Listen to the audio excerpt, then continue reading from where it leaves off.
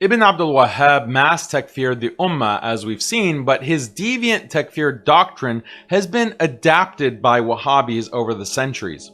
What's remained the same is this central idea at the core of Wahhabism, which is the same idea at the core of Kharijism, which is the mass takfir, mass hatred, and mass killing of other Muslims.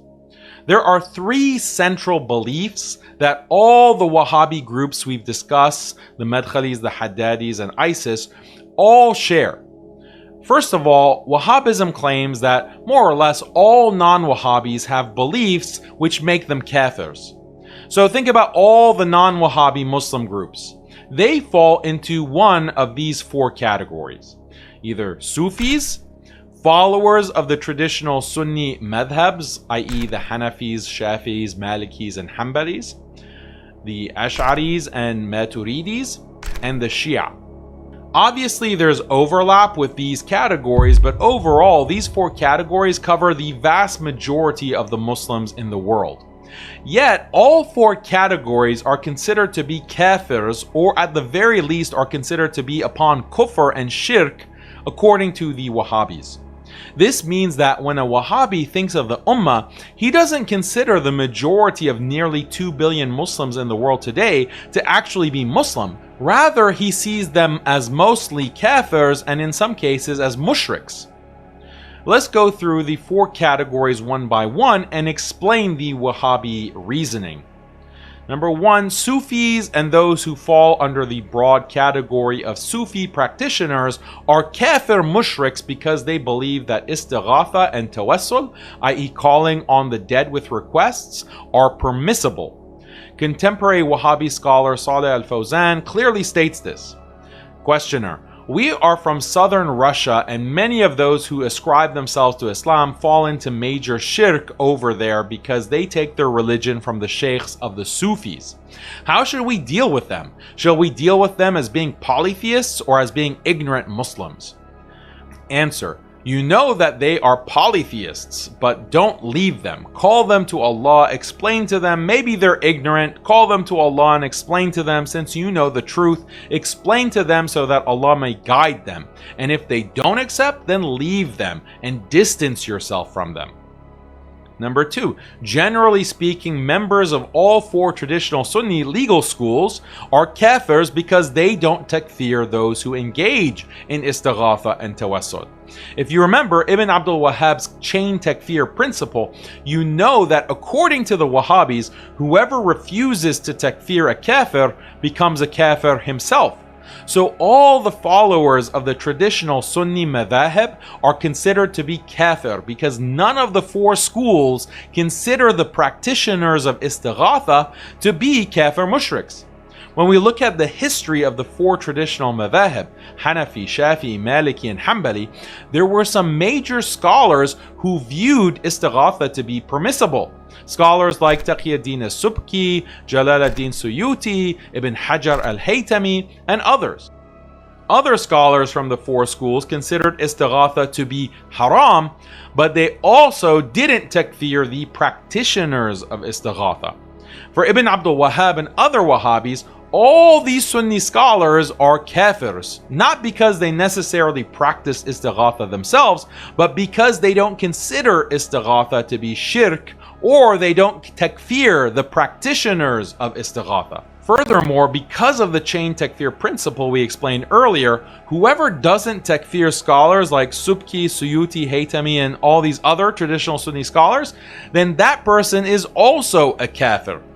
Scholars from all the four legal schools in the Ottoman Empire rejected Ibn Abdul Wahhab's teachings, and in response, Ibn Abdul Wahhab takfired all of them. Mecca in the Ottoman era is very relevant because at the time of Ibn Abdul Wahhab, Mecca was one of the leading centers of Islamic learning and scholarship. Top scholars from all four legal schools taught there. Earlier I mentioned that when the Wahhabis took control of Mecca in 1806, they forced the scholars there to sign a letter stating that the residents of Mecca were upon disbelief and shirk before the coming of the Wahhabis. The letter implies that the scholars themselves were on kufr and shirk. The scholars who signed the letter included major authorities from all four legal schools, including Mecca's official Hanafi Mufti, the official Shafi Mufti, the official Maliki Mufti, and the official Hanbali Mufti. The letter, along with the names of the scholars who signed it, have been preserved till this day, and they're found in Durra Saniya, volume 1, pages 314 to 315. Now, this takfir of the four legal schools applies up to this day. Consider Azhar University in Egypt, which teaches all four madhahib. Do Wahhabis consider the scholars and students at Azhar to be kafirs? The answer is yes. The scholars of Azhar are kafirs for at least two reasons. First, they don't takfir those who do istighatha. Second, some of them consider istighatha to be permissible, following the opinion of Subki, Suyuti, and Haytami. From a historical perspective, Azhar was part of the Ottoman Empire during the time of Ibn Abdul Wahhab. He takfired the scholars of Al-Azhar along with those of other cities in the Ottoman Empire like Mecca and Istanbul.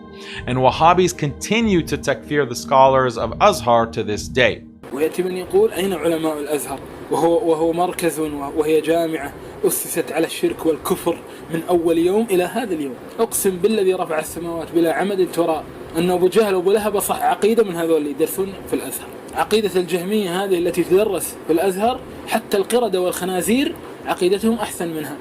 Number 3, Ash'aris and Maturidis are kafirs because they deny that Allah is literally located above the throne, and that Allah literally speaks with letters and sounds. As we saw already, the Haddadis focus on takfiring the Ash'aris and Maturidis due to their interpretation of the attributes of Allah. Oftentimes, Wahhabis do not go right out and explicitly say that Ash'aris and Maturidis are kafirs. Rather, they express this indirectly by saying that whoever denies that Allah is literally located above the throne is a kafir. Here is an example from Ibn Baz.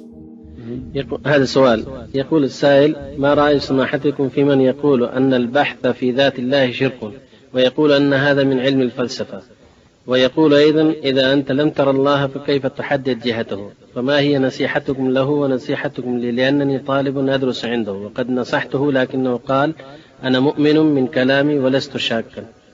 فما هي نصيحتكم له ونصيحتكم لي، لأنني طالب أدرس عنده؟ لا تدرس عنده، النصيحة لا تدرس عنده، هذا جهمي يبح، هذا جهمي، لا تدرس عنده. الله معروف مكانه فوق في السماء في العلو فوق العرش، إن يمكن هذا كافر، نسأل الله العافية. والبحث في ذاته إن كان المراد بحث الصفات فالله بين الصفات ولا بأس، أما إن كان بحث ذاته الماهية هذا ما لا حصل. ما يرفع بأحسن الله إليه. And finally, the Shia are kafirs for a variety of reasons, like denying the caliphate of Abu Bakr, or insulting the Sahaba, or accepting some form of istighatha or tawassul, and so on. What this amounts to is that Wahhabis have formulated grounds for takfiring any Muslim who does not accept Wahhabism. This is how they takfir the vast majority of the Ummah. What makes this all the more disturbing is that Wahhabism claims that because more or less all non-Wahhabis have beliefs that make them kafirs, there's an obligation to kill them by waging jihad against them or by arresting them and executing them as apostates. This is something that most Wahhabis keep hidden from the Muslim masses. But the reality is Wahhabis believe that there is an obligation to kill Ash'aris, Maturidis, Sufis, the scholars and the followers of the four Sunni legal schools, and Shia. As you know by now, this is exactly what Ibn Abdul Wahhab and his early followers did, and it's endorsed in all their writings. They did attack and kill the Sunni scholars and the lay people of the Ottoman Empire for practicing tawassul and istighatha, or for simply refusing to takfir those who engage in these practices. Wahhabis also later added the claim that the Ottomans were kafirs because they were Ash'aris and Maturidis. Just as Ibn Abdul Wahhab and his followers launched numerous raids attacking and killing Sunnis, they did the same with Shia. And in our times, ISIS has adopted exactly the same policies. What's critical to understand is that modern Wahhabi YouTubers like Muhammad ibn Shamsuddin, Farid Bahraini, Jake Brancatella, and others all believe that this takfiri ideology is legitimate. And that's why they promote Wahhabi writings and ideas which legitimize this murderous behavior.